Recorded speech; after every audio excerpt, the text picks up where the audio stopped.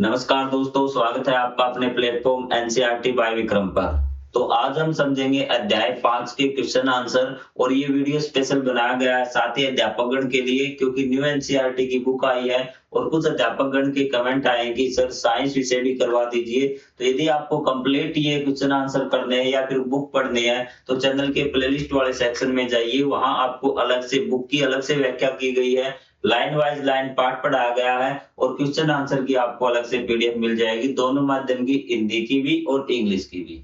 तो मैं कोशिश करूंगा यहाँ पे आपको क्वेश्चन आंसर समझाने की, रट्टा नहीं मरवाना है, क्योंकि यदि आपको समझ में आ गया ना और आप 1 मिनट पे भूल भी गए, जो आपने रट्टा मारा हुआ आप भूल सकते, लेकिन समझ में आ गया वो कभी नहीं भूलेंगे। तो मैं समझाने की कोशिश यहाँ पे करूंगा। तो चलिए आज का हमारा लेक्चर स्टार्ट करते हैं। ये है आपकी तालिका, क्वेश्चन नंबर 1। टेंशन मत ले, पीडीएफ भी दूंगा आपको मैं कि आप क्वेश्चन आपको कॉपी में कैसे लिखने हैं, सारी चीजें आपको इस वीडियो में क्लियर हो जाएंगी। तो यहाँ पे सबसे पहले दिया मैच द फॉलोइंग, कि यहाँ हमें कुछ दूरियां मापनी है और ये पूछा गया है कि कौन से मापन का प्रयोग करें।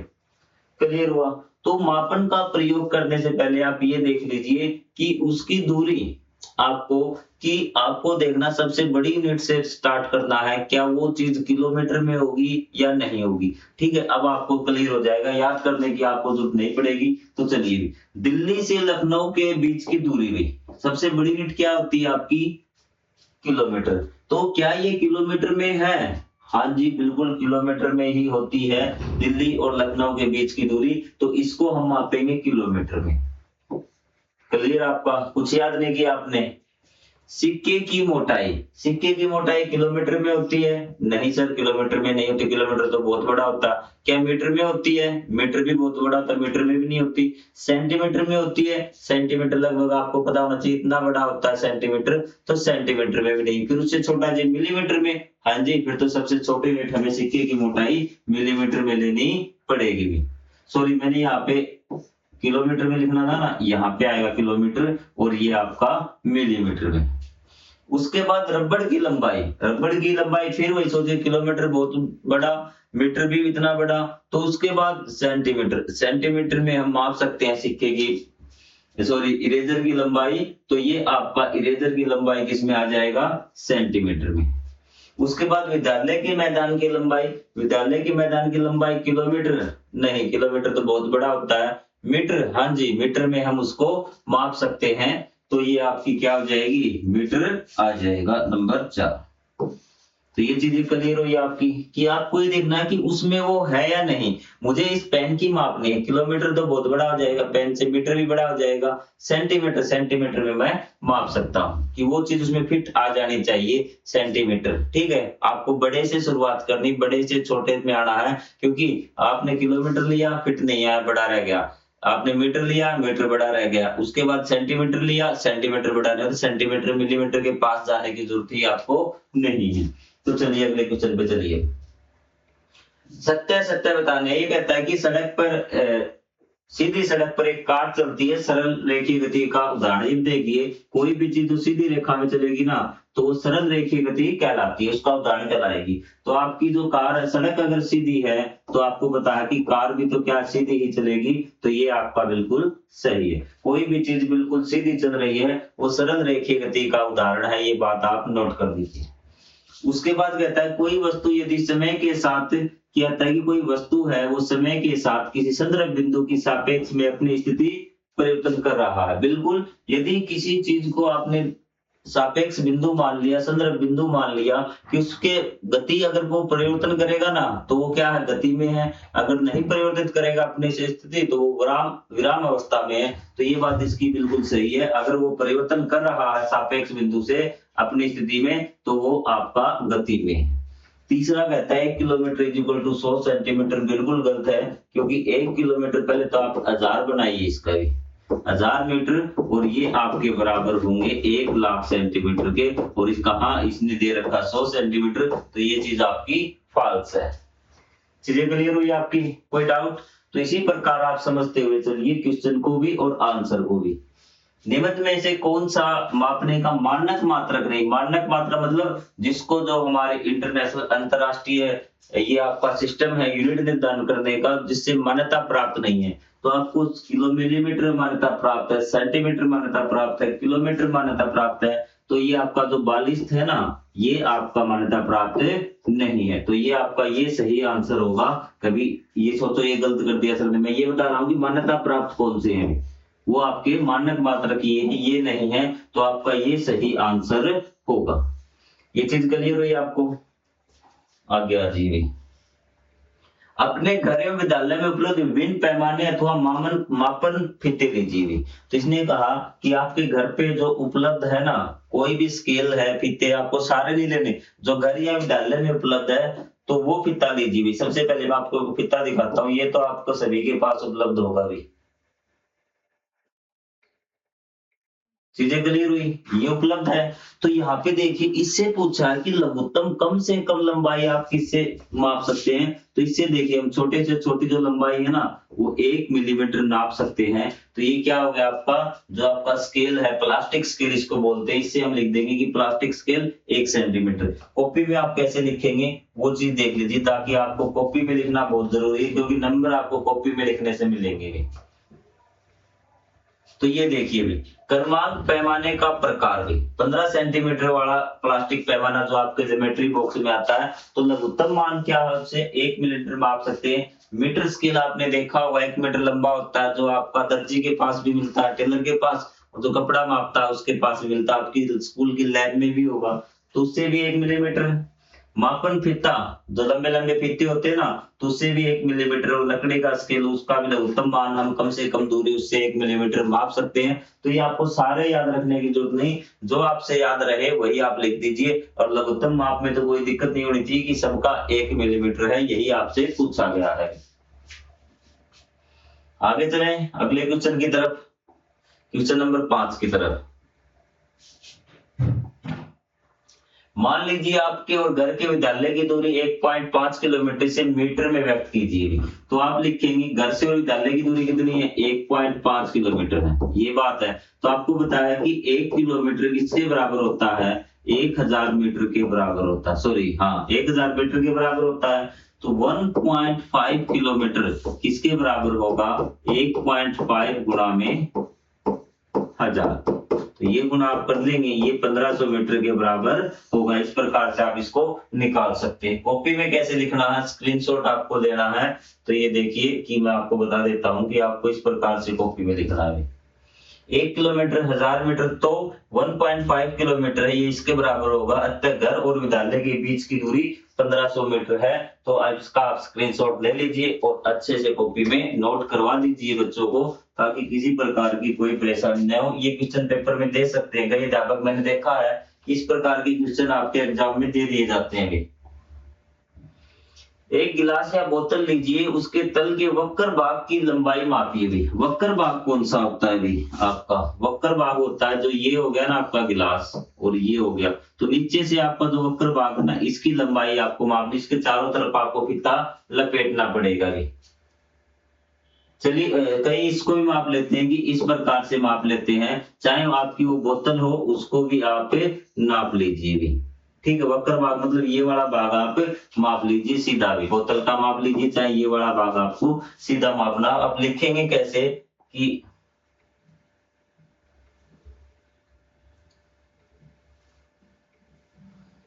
ये देखिए ये आपका 12 सेंटीमीटर के आसपास होगा, किसी का आपका ये 13 भी हो सकता है, 9 भी हो सकता है। तो इस प्रकार से अलग अलग होगा भी।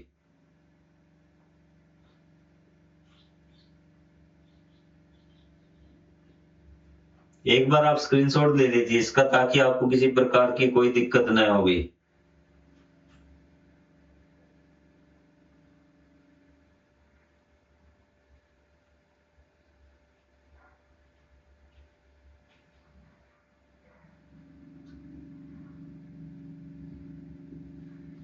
ठीक है।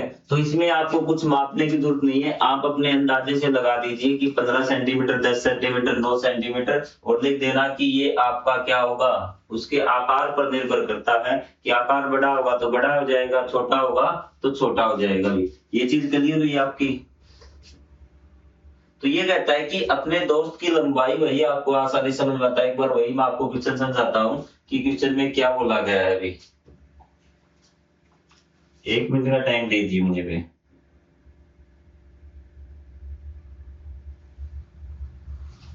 कि अपने दोस्त की लंबाई मापी, उसे मीटर, सेंटीमीटर, मिलीमीटर में व्यक्त की थी। आपको कोई जरूरत नहीं मापने की, तो हमने कह दिया कि मेरे दोस्त की लंबाई, आप सीधा लिख देंगे कि मेरे दोस्त की लंबाई सभी, ताकि आसान हो जाए। दोस्त की लंबाई आपने नापा कितना, 1 मीटर भी, कोई मापने नहीं आएगा तो ये मीटर में होगी। तो 1 मीटर में सेंटीमीटर किसके बराबर, आपका 100 सेंटीमीटर के बराबर, और मिलीमीटर में कितना हो जाएगा कि 1 मीटर बराबर है आपका 1000 मिलीमीटर। बस आपको ये काम करना है, इससे ज्यादा नहीं करना। 1.52 लोगे उसमें ज्यादा आपका कंफ्यूजन हो जाएगा, लेकिन आप सीधे सीधे करिए। ये आपके दोस्त की लंबाई 1 मीटर में, फिर लिख देंगे सेंटीमीटर में, फिर मिलीमीटर में। ये काम इस क्वेश्चन में करना। चलिए अगले क्वेश्चन की ओर चलते हैं। आपको एक सिक्का दिया गया है। इस क्वेश्चन में काफी ज्यादा कंफ्यूजन होता है कि आपको एक सिक्का दे दिया गया है, हमें नहीं पता है सिक्का कितना कुछ है भी, और एक आपको बुक दे दी गई। क्या दे दी गई, किताब दे दी गई। इसको भी मैं करवाता हूं। ठीक है, आपसे ये पूछा गया कि यहां तक क्या पूछा गया है अभी, यहां तक ये पूछा गया है कि आपको ये अंदाजा लगाना है, चाहे इस साइड मान लीजिए चाहे इस साइड मान लीजिए। ठीक है, तो ये कितने सिक्के आएंगे आपको अंदाजा लगाना है अभी। क्लियर है, तो आपने अंदाजा लगा लिया सर ये तो 5 सिक्के आएंगे भी। कितने सिक्के आएंगे, अनुमान भी आप पहले लिख देंगे अनुमान, कि आपने अनुमान कितना लगाया है। अनुमान लगा लिया आपका 5 सिक्के भी। कितने, 5 सिक्के। तो यहां तक आपका कंप्लीट, जगह नहीं छोड़नी बीच में, एक सिक्के के बाद एक सिक्का लगाना। आपने अनुमान 5 सिक्के लगा ली। फिर कहता है कि पुस्तिका के उसे किनारे और सिक्के को 15 सेंटीमीटर के पैमाने पर मापकर अपने अनुमान का सत्यापन कीजिए। फिर आपको क्या करना, मापना है भी कि ये कितनी लंबी है भी। हमने इसको माप के देखा, ठीक है, तो ये आपकी आई किताब के किनारे की लंबाई भी, किताब के किनारे की लंबाई भी, किनारे की लंबाई कितनी आ गई, 10 सेंटीमीटर भी। कितनी, 10 सेंटीमीटर आ गई। कोई डाउट नहीं आपको यहां तक, ठीक है। फिर हमें सिक्का नापना है बिल्कुल बीच में, कि सिक्के का व्यास, अगर कोई गोल चीज होती है उसकी हम लंबाई नहीं बोलते, हम उसका व्यास बोलते हैं। जो बीच की होती है ना बिल्कुल बीच से, वो आपका आ गया 2 सेंटीमीटर भी। सिक्के का व्यास कितना, 2 सेंटीमीटर। तो सिक्के कितने आएंगे, तो सिक्के आएंगे 10/2। 5 सिक्के आ गए। कितने आ गए, 5 सिक्के। मतलब हमने जो अनुमान लगाया था वो बिल्कुल सही लगाया था। यहाँ पे आप 6 लगा दोगे तो भी कोई दिक्कत नहीं, 7 लगा दोगे तो भी कोई दिक्कत नहीं। तो चलिए आप नोटबुक में कैसे करेंगे वो चीजें आपको दिखाते हैं यहाँ पर भी। तो ये तो मैंने आपको करवा ही दिया था, ये सिक्के वाला है अभी। तो यहाँ पे क्या किया, इसमें पुस्तिका की लंबाई 15 सेंटीमीटर कर दी, कोई बात नहीं। एक सिक्के का व्यास 2.5, हमने कितनी आई थी, हमारी आई थी 10 सेंटीमीटर। यहाँ पे कितनी आई थी, 10 सेंटीमीटर। और सिक्के का कितना, 2 आया था। कुल सिक्के कितने निकाले थे, 10/2, 5 सिक्के।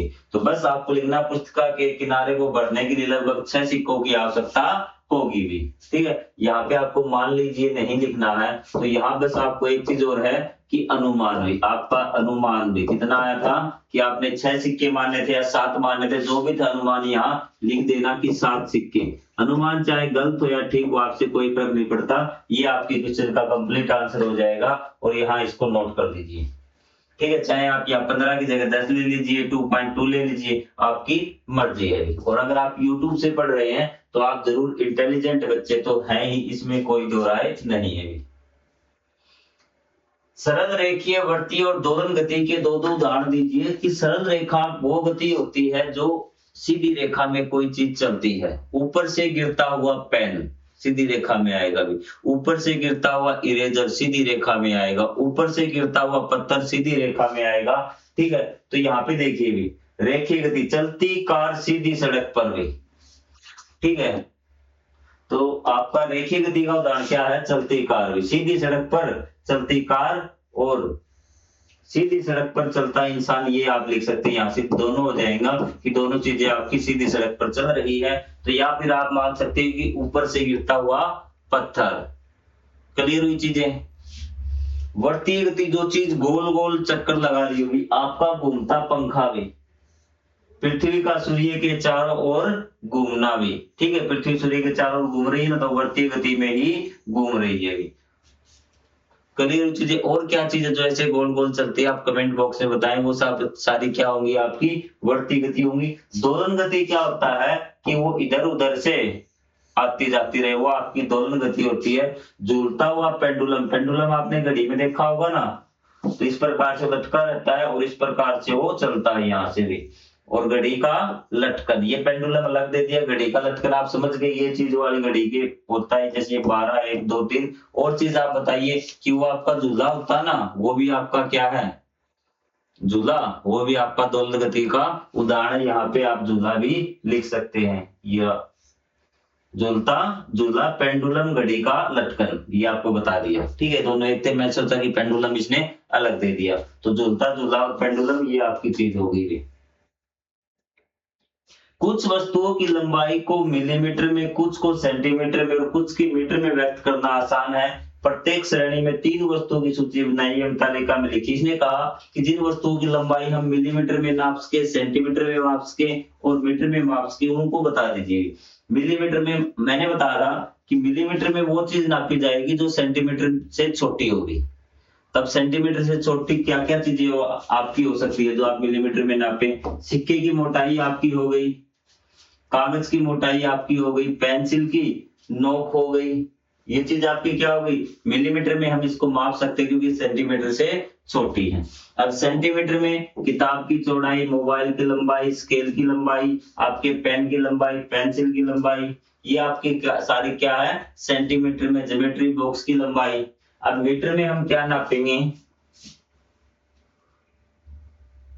दरवाजे की ऊंचाई, कमरे की लंबाई, मेज से दीवार तक की दूरी, आपके खेल के मैदान की लंबाई, आपके स्कूल की लंबाई, वो हम किस में नापेंगे, मीटर में नापेंगे। और आपको बता दिया एक तरीका मैंने बताया था कि ऊपर से नीचे तक आना है और ये सोचना है क्या ये चीज उससे छोटी है, ठीक है। अगर छोटी हो गई तो वो उसी में हम नापेंगे। जैसे आपको नापना है कोई भी चीज है, आपको ये कमरा नापना है, आपके घर की लंबाई नापनी है, ठीक है, यहां से लेके यहां तक, तो आप किलोमीटर लगाएंगे भी।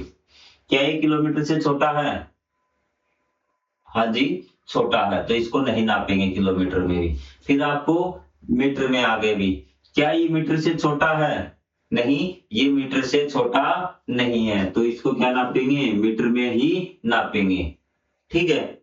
अगर छोटा होगा तो नहीं नापेंगे। मापने वाली चीज अगर छोटी हुई ना तो उसमें हम नहीं नापेंगे, आपको ऊपर से नीचे तक आना है। आपको मान लेते हैं कि ज्योमेट्री बॉक्स मापना है, क्या नापना है, ज्योमेट्री बॉक्स आपका ये नापना है किलोमीटर, छोटा है नहीं नापेंगे।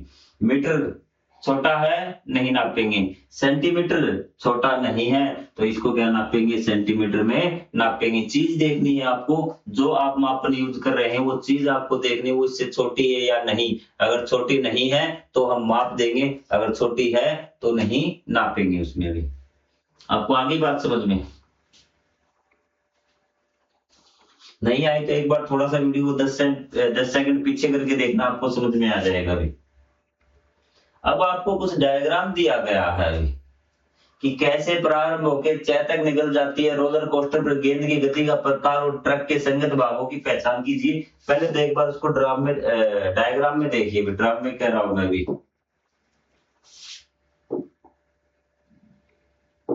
ये आपका हो गया, ये आपका हो गया कि मिलीमीटर में कौन सी वस्तु है, सेंटीमीटर में कौन सी, मीटर में कौन सी।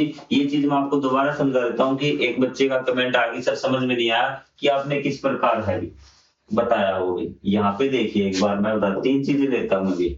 मैदान की लंबाई भी ये मापनी और आपको पता लगाना है कि किसमें नापे होंगे, सेंटीमीटर में नापे, मिलीमीटर में नापे, किसमें नापे। तो आपने सबसे बड़ी यूनिट देखी, 3 यूनिट है आपकी, कौन सी है, किलोमीटर है, मीटर है, सेंटीमीटर है और मिलीमीटर है। ये आप किलोमीटर लेंगे भी, ठीक है। सबसे बड़ी से आपको स्टार्ट होना, बीच में कोई भी नहीं छोड़ना। तो किलोमीटर मैदान की जो लंबाई है वो किलोमीटर से क्या है, छोटी है भी, क्या है, छोटी। तो हम इसका यूज नहीं करेंगे। फिर हम मीटर के पास गए, मीटर से क्या है, बड़ी, तो बस बड़ी आते ही हमारा आंसर मिल गया, हम मीटर में नापेंगे। आपको आई बात समझ में आइए भी। अब हम सिक्के की मोटाई मापते हैं भी, सिक्के की मोटाई किलोमीटर से छोटी है, ये भी मीटर से भी क्या है, मोटाई छोटी है, सेंटीमीटर से भी क्या है, छोटी है, मिलीमीटर से क्या है, बड़ी, तो हम मिलीमीटर में नापेंगे। एक चीज का लास्ट उदाहरण देता हूं आपको, आपको नापना है अपना पेन भी, क्या है, पेन। किलोमीटर से छोटा है, मीटर से छोटा है, सेंटीमीटर से क्या है, बड़ा है, और बड़ा आते ही वही सेंटीमीटर में भी इसको नापेंगे। अगर अब भी समझ में नहीं आया है तो अब तो आपको राम बचाएगी। तो ये 11 का क्वेश्चन देखिए भी, इसने कहा ये एक रोलर कोस्टर का चित्र बनाया गया है, इसमें एक गेंद ये जो जा रही ना, ये वाली गेंद घूम रही है, तो बिंदु कैसे प्रारंभ होती है, कैसे प्रारंभ होती है और चैन से चली जाती है भी, और कहां तक, चै से चली जाती है। तो इसके आप वो बता दीजिए कि कौन सी इसने चाल चली है भी, कौन सी गति इसने की है। तो यहां से देखिए भी, जब ये यहां से स्टार्ट हुई है यहां तक, तो ये सरल रेखा होगी भी, कहां, कैसे लेके क्या तक सरल रेखा होगी। जब इसने यहां से इसने गै से स्टार्ट किया तो इस प्रकार से घूम के ये आपकी वर्तीय हो गई ना, और फिर ये जैसे दोबारा वापस आई तो यहां से जाके वापस आ गई ना, तो ये कौन सी गति हो गई, दोलन। तो क्या तीनों गति नहीं होगी, आप पहचान लेंगे कि यहाँ गै से लेके दोबारा डै तक आई तो दोलन गति, सॉरी वर्तीय गति होगी, और यहाँ से इस प्रकार वापस आई तो ये दोलन गति, और यहाँ से लेके यहाँ तक ये सरलीय रेखीय गति होगी। वैसे आप देखें तो डै से लेके चै तक जब एक बार जाती है तो सरल गति ये आपकी होगी, लेकिन यहाँ पे हम दोलन का प्रयोग करेंगे। अब आपको लिखना कैसे है, ये देखिए, कैसे ख तक सरल रेखीय गति है, ख से ग तक घुमावदार वर्तीय गति है, और ग से ग तक सीधा दोलन गति है, और ग से च तक सीधी रेखा में आगे बढ़ना सरल रेखीय गति है। ये चीज आप देख सकते हैं, इसी प्रकार मूवमेंट करेगी। तो ये आप स्क्रीनशॉट ले लीजिए। इस प्रकार जो गेंद की गति वो सरल भी गति भी है, वर्तीय भी है, दोलन गति भी है, तीनों का मिश्रण है उसमें भी। क्वेश्चन नंबर 12 है भी, तस्मीम स्वयं 1 मीटर पैमाना बनाना चाहती है, उसके लिए ये सामग्री दी गई है भी कि प्लाईवुड है उसके पास, कागज है, कपड़ा है, लचीली रबड़ है, आपकी स्टील आदि है। इनमें से किसका प्रयोग नहीं करना चाहिए स्केल बनाने के लिए, पैमाना बनाने के लिए। तो यहाँ पे इसने कहा कपड़ा और लचीली रबड़ से पैमाना नहीं बनाना चाहिए भी। क्यों नहीं बनाना चाहिए, क्योंकि ये दोनों खींचने पर फैल जाते और सिकुड़ जाते, जिससे पैमाना स्टिक नहीं रहता, बिल्कुल एक्यूरेट नहीं रहता। अब आपने देखिए ये रबड़ है आपका, आपने इस पे 1 मीटर लिख दिया, क्या लिख दिया, 1 मीटर लिख दिया। कुछ समय बाद ये रबड़ क्या होगा, फैल जाएगा। अब 1 मीटर कितना हो जाएगा, इतना बड़ा हो जाएगा, लेकिन आपको पता है पैमाने का साइज नहीं बदलता, 1 मीटर ही रहेगा। या फिर कपड़े का बना दिया, कपड़ा भी खींच जाएगा, धोने पे वो क्या होगा, सिकुड़ जाएगा। तो इन दोनों चीजों का हमें प्रयोग नहीं करना, न तो कपड़े का करना है, न हमें रबड़ का करना है। तो सही सामग्री प्लाईवुड या स्टील जैसी ठोस कठोर वस्तु का प्रयोग करना चाहिए, क्योंकि ये अपना आकार नहीं बदलती और सटीक मापन देती है, एकदम ठीक मापन ये देती है। कपड़ा या रबड़ से बना पैमाना सही लंबाई नहीं बताएगा, क्योंकि ये लचीले होते हैं। यहाँ से आप इसका स्क्रीनशॉट ले लीजिए। अब आपका लास्ट का 13 का क्वेश्चन है, अपने दोस्तों के साथ खेलने के लिए लंबाई के मात्रकों के रूपांतरण, मतलब है आपको क्या है कि एक गेम बनाना है। तो आप गेम किस प्रकार से बनाएंगे ये देखिए। खेल का माप है मापन मास्टर, आवश्यक सामग्री कुछ कार्ड, प्लास्टिक के मोटे गत्ते, हर कार्ड पर एक पर्सन या रूपांतरण लिखा होगा। सभी कार्डों को उल्टा रख दीजिए, प्रत्येक खिलाड़ी एक कार्ड उठाएगा, कार्ड पर लंबाई के रूपांतरण का सवाल होगा। जैसे आपने कार्ड बना लिए भी, इस प्रकार से आपने क्या बना लिए, कार्ड बना लिए भी। इस प्रकार से मान लेते 4 ही कार्ड है, यहाँ लिख दिया 1 किलोमीटर कि 1 किलोमीटर में कितने सेंटीमीटर होते हैं, 1 सेंटीमीटर में कितने मिलीमीटर होते हैं, 100 सेंटीमीटर में कितने मीटर होंगे, इस प्रकार लिख दी। एक बच्चा उठाएगा, बच्चा आता जाएगा और पूछता जाएगा अपना सवाल कि ये सवाल है, उसका जवाब देगा। जो बच्चा सबसे ज्यादा सवाल देगा उसको एक सही सवाल का 1 नंबर मिलेगा और लास्ट में देखेंगे किसके ज्यादा नंबर हुए हैं, जो ज्यादा नंबर लेगा वही मापन मास्टर कहलाएगा भी। इसका उद्देश्य यही है, मैं खेल खेल में मीटर सेंटीमीटर और किलोमीटर का जो ट्रांसफर है वो ट्रांसफर कह रहा हूं कि हमें ये याद करने हैं एक दूसरे में, किस प्रकार कन्वर्जन हमें याद करना है। तो ये थे आपके अध्याय के क्वेश्चन आंसर। यदि इसी क्वेश्चन में कोई भी डाउट है तो आप कमेंट कीजिए कि सर हमें ये समझ में नहीं आया कि किस प्रकार से आएगा, तो मैं पूरी कोशिश करूंगा आपको समझाने की। तो अब हम मिलेंगे अगले अध्याय के क्वेश्चन आंसर में, लेसन नंबर 6 के में। तब तक के लिए जय हिंद, जय Bharat, thank you very much.